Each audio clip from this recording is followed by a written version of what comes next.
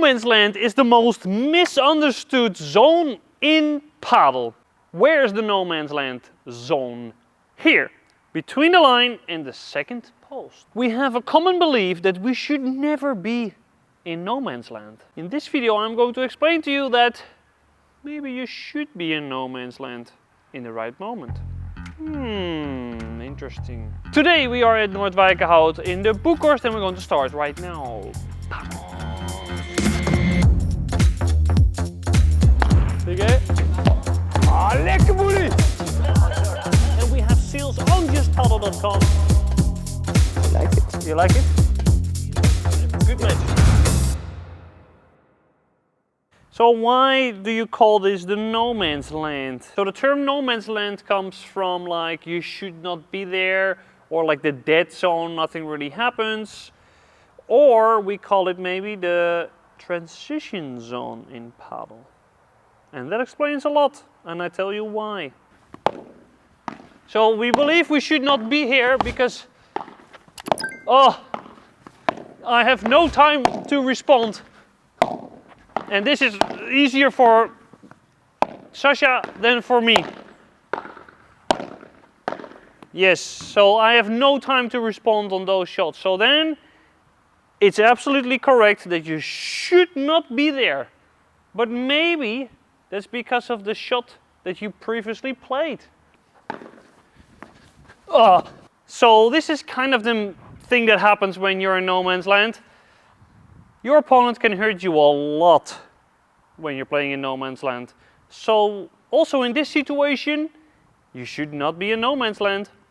Ladies and gentlemen, 70% of you are not subscribed, and it would be very nice if you can help us with a subscription, because it will help us grow and it will help us to keep doing this YouTube channel. And yeah, would be nice. Thank you. So your coaches are telling you to avoid no man's land because the ball will come on your feet. So the coach will tell you, if you are in defense, to play from the line at the back and the line sideways. So let's play from here now. Yeah, this is easier, right? So if I stay from this position,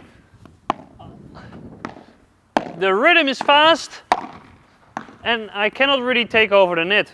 With many shots, I am totally more comfortable in this position. I can use the glass, easy, and I can also volley. Oh, nice. So it's much better to be behind the line, right? Right? So why are you getting stuck into no man's land? What happens? What's the reason that you end up in no man's land? The worst possible thing is that you just watch the rally and you just enter no man's land without even knowing where you are on the court. This is the biggest mistake.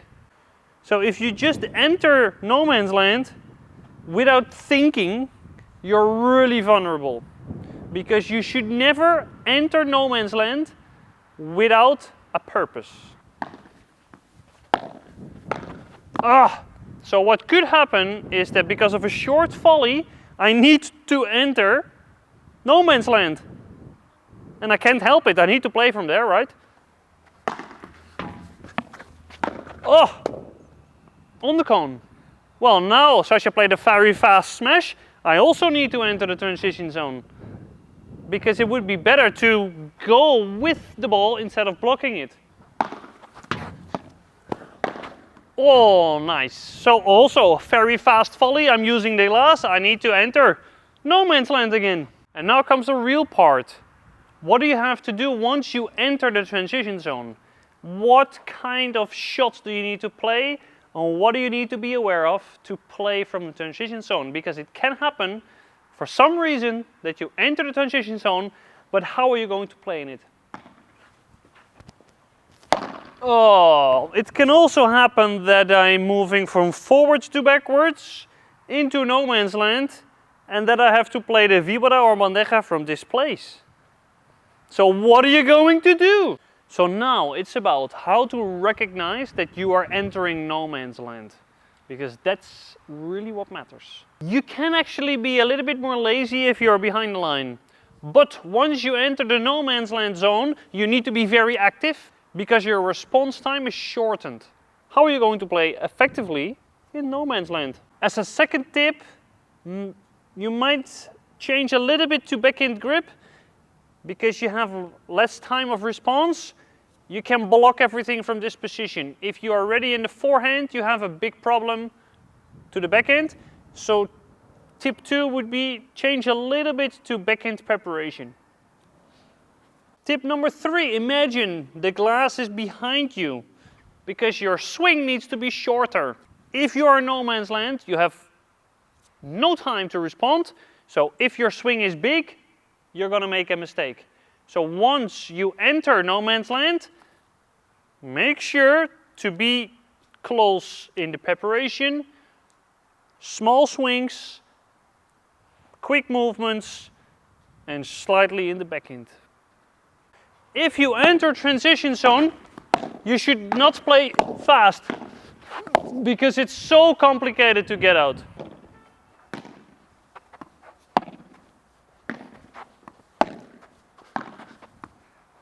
Don't make angles when you enter transition zone because your reaction time is shorter and it's more complicated to cover the ground.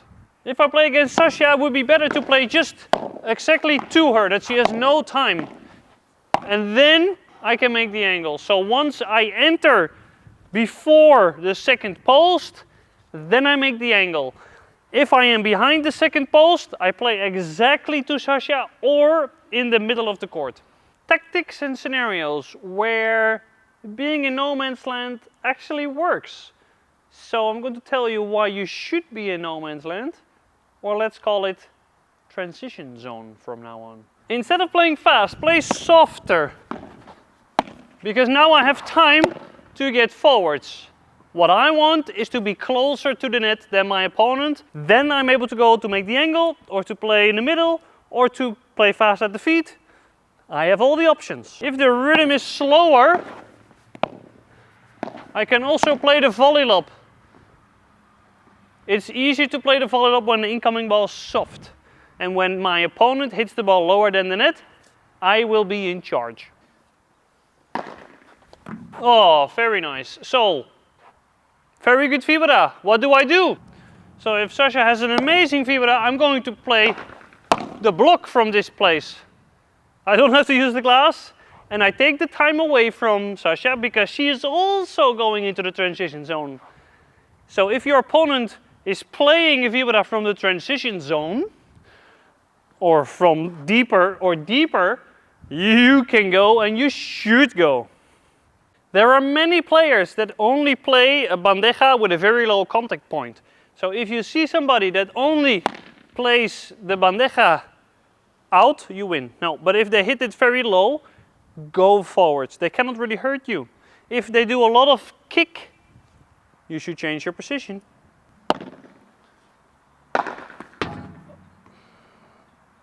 If Sasha plays the smash, should I stay behind the line?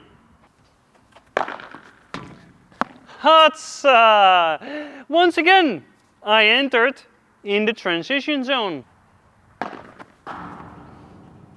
If I'm gonna stay in my normal position, am I going to return this ball? No. So what do? I actually go into transition zone. Into the no man's land where nobody should go. Right? Hatsa! Do you see how many situations there are where I'm not in my normal zone? Maybe once you become better and better and better, the transition zone is where you spend 80% of your time. So if you're going to play the chiquita, are you going to play the chiquita in a way that you avoid staying in no man's land? Well, I'm going to play chiquita now where I am not allowed to play my next volley from no man's land. Then I'm going to play chiquita where I enter the no man's land after, play another volley, and play another volley, and check the difference.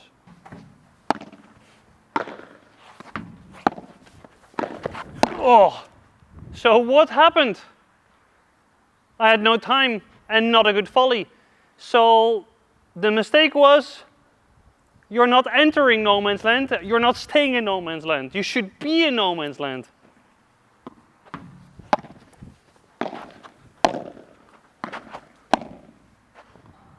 Hatsa flatsa. So now I had total control, I played soft, I played into the body of Sasha, and I kept getting closer until I was closer than Sasha, and then I made the angle. Remember, if you're moving into transition zone, you're playing a vibora fast from this position, you have no time to play from this second post position. So what I would recommend is no man's land, use it to select power. If you are in no man's land, always play softer. So if you play soft, you have more time to get out of no man's land and to play your next volley. Some shots like the smash, because I'm a fantastic player, I can smash the ball out from this place, so it's not really no man's land. This is also not really no man's land if the ball is like high and easy for me to kick. If the ball is here, it becomes actually no man's land. So it's also about what ball do I play, so if I am in no man's land, I get the ball here and not here.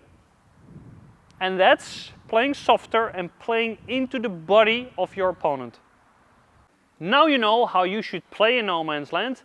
Now I'm going to tell you what kind of drills you should do to improve your no man's land skills, because you need a certain type of skills in no man's land.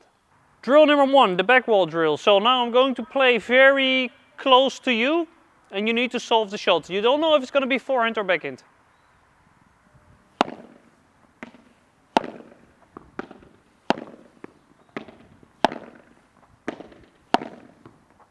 Yeah, perfect. So now you can see that Sasha, her swing was very small, very compact, very early preparation. In this way she will improve in no man's land. And doing this back wall drill, she's not able physically with a big swing. She is not able to make a swing because her back is against the glass. Works fantastic. You can tell people to make their swing smaller, but you can also do this. We're going to play a rally where I play on Sasha her feet, and we're going to maintain the rally as long as possible. Sasha needs to let the ball bounce in this drill, and she needs to play balls that are not really floating. So the ball that you just played, I will kill you. So try that you play half volleys, but you can only play them lower than me and play into my body. So this is what we practice today, ladies and gentlemen. If you enter transition zone, play soft into the body. So with this drill, you can train that. Yeah, but this is too easy. Yes. Exactly. So what did Sasha change? Let me know in the comments below. Split step drill. So Sasha's gonna play one normal ball, like a Chiquita. She comes forward. Split step. When I contact the ball with the racket, she volleys and she goes back. So the timing of the split step is really important, and this is a great drill to do it. So you're gonna play Chiquita, you go forward, split step. Yeah, it doesn't mean that you have to stop moving after. You make the split step because if you have to go to the left, you can go to the left. You make the split step because you can also move back again. You can go in every direction, and when you make the split step, make sure to tilt a little bit forwards. Yeah, make yourself a bit smaller. So Chiquita, stop. Yeah, and then again. So Chiquita, go forwards. Yeah, but these are too soft. So if I can let the ball bounce with the Chiquita, it's too easy. Aim on my knees. Yes, split step. Exactly. And we can do it in this way, or we can try to maintain the rally. So you can go back again. So you have two options. You play that ball, we play the point, or You go back again, you play another chiquita, you do the split step when I hit the ball, and you volley again. So it's 2 options, ladies and gentlemen, for free. So if you want more drills for free, like and subscribe. Because remember, if we grow, you grow. Topic number 7, mindset shift. So remember, it's not the danger zone, it's not no man's land, it's the transition zone. So your mindset should not be, okay, it's wrong, everybody, that you are in this zone if you are not there on purpose. But remember that you're going into the transition zone to transition and make your decisions and how fast you play, how slow, what angle, what speed. Base those on your position on the court. So embrace no man's land as transition zone. Embrace no man's land as transition zone, because this will help you to make the right decisions in that zone. Once you enter this zone, go for it. If you are entering transition zone, your opponent is going to play the ball and you are moving back, you are gone. So for a mindset shift, if you enter transition zone, play there and just accept the fact that you are there, go for it, make the right decisions and play with confidence to get closer to the net. So if you don't feel comfortable, fake it till you make it. Conclusion, it's not where you are, it's how you play there. So the transition zone is something that is very valuable. You clearly saw that when I was defending rulos, kick smashes, faster shots, chiquitas, the better you are, the more you're going to be in transition zone. I actually believe that many players should be more in transition zone. I would like to invite you in your next couple of matches to play more in transition zone on purpose. What I want you to do is you're going to play chiquitas. You enter the transition zone and you play one more volley from transition zone to enter the net position. What I want you to do, if you play viboras from the transition zone, slow it down. If for some reason you are entering transition zone, play into the body of the net players, and even better, on their feet. What I want you to do is play into the body, and once you enter before second post, then, only then, make an angle. Please let me know in the comments how that went. And to close it down, I would really like to know your experience from playing in the no man's land zone, transition zone, and let's discuss it a little bit more into the comments. How you feel about it, and if you think I covered everything from the no man's land zone. Thank you everybody for watching. I hope you liked this video, and I would like to see more. And if you want to see more videos like this, subscribe to our YouTube channel. That would be amazing. And see you next time. Hasta luego. Ciao. Adios.